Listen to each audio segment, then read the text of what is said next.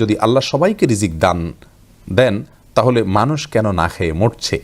দেখুন ভাই, আল্লাহ রাব্বুল আলামিনের রিজিকের মিনিং বুঝতে আমরা হয়তো ভুল করে ফেলেছি।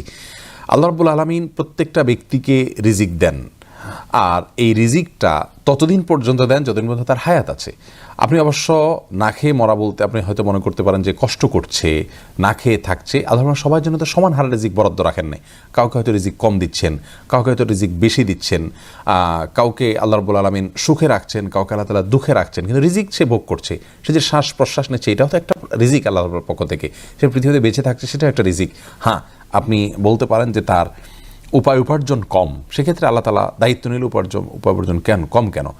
আল্লাহর দায়িত্ব নেওয়া বলতে আল্লাহ রাব্বুল আলামিন প্রত্যেকটা লোককে তার হায়াত পর্যন্ত তাকে বাঁচিয়ে রাখবেন এবং যতটুকু রিজিক তার জন্য বরাদ্দ ততটুকু ভোগ করবেন। যাকে কম দিয়েছেন আল্লাহ তাআলা তাকে অন্য দিক দিয়ে পোষাবেন, যাকে বেশি দিয়েছেন সেটার পিছনে আল্লাহ তাআলা কোনো হিকমা রয়েছে।